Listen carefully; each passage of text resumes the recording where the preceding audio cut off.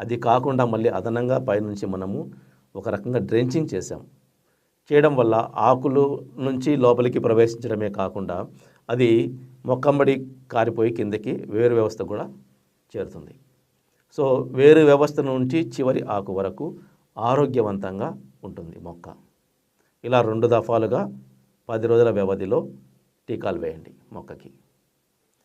తర్వాత మొదటి టీకా వేసిన తర్వాత ఒక 5 రోజుల వ్యవధి ఇవ్వండి. ఇచ్చిన తర్వాత మనము మొక్క పెరగడానికి అవసరమైనటువంటి ఎన్పికే నిష్పత్తి ఏదైతే ఉందో 24-24-16 ఎన్పికే నిష్పత్తి, అది ఆ 24-16 ఉన్నదాన్ని అరకిలో తీసుకోండి.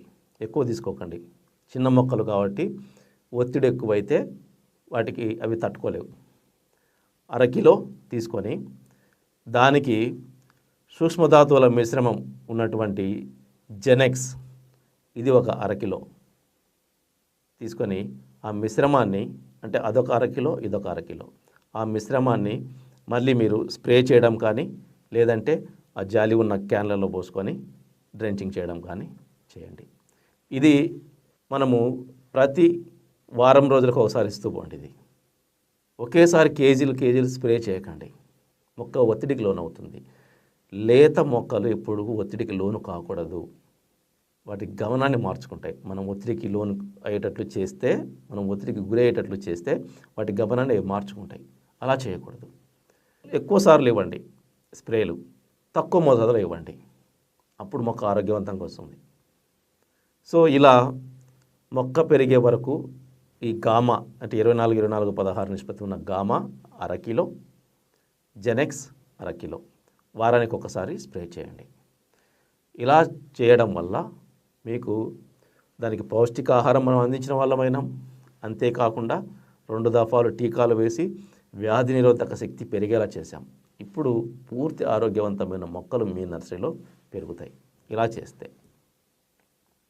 తర్వాత నర్సరీలో మొక్క కూడా 35 రోజుల నుంచి 45 రోజుల వరకు మాత్రమే ఉండాలి, అంతకు మించి ఉంచరాదు. ఎందుకంటే తర్వాత దానికి వేరు వృద్ధి చెందడానికి అవకాశం ఉండదు, వేలు చుట్టుకుంటూ ఉంటాయి. తర్వాత బాగా ముదిరిపోయిన మొక్కలు నాటడం వల్ల అవి తిరిగి కోలుకొని ఆ బాహ్య ప్రపంచంలో తిరిగి కోలుకొని మళ్ళీ మనకు అవి బ్రతికి బాగా పెరుగుదల రావడానికి, మళ్ళీ మనకు మంచి పంట అందించడానికి అవి సిద్ధపడలేవు. కాబట్టి 35 నుంచి 45 రోజుల లోపు మొక్కలను మాత్రమే తీసుకొని మనము నాటు వేసుకోవాలి. ఈ నాటు వేసుకునే ముందు కూడా ఒకసారి వీలైతే మీరు ట్రైకోడెర్మా విరిడి, సూడోమోనాస్ ఫ్లోరసెన్స్ ఇవి 2 కలిపి ఒకసారి డ్రెంచింగ్ చేయండి. నారు తీసే ముందు ఒక 5 రోజుల ముందు డ్రెంచింగ్ చేయండి, బాగా ఎక్కువ వాటర్తో డ్రెంచింగ్ చేయండి. ఇవి జీవ నియంత్రకాలు, జీవన ఎరువులు ఎన్నిసార్లు వాడినా మీకు నష్టమే లేదు. అవి ఎంత వాడితే మీకు అంత దిగుబడి పెరుగుతుంది, మొక్క అంత ఆరోగ్యవంతంగా పెరుగుతుంది.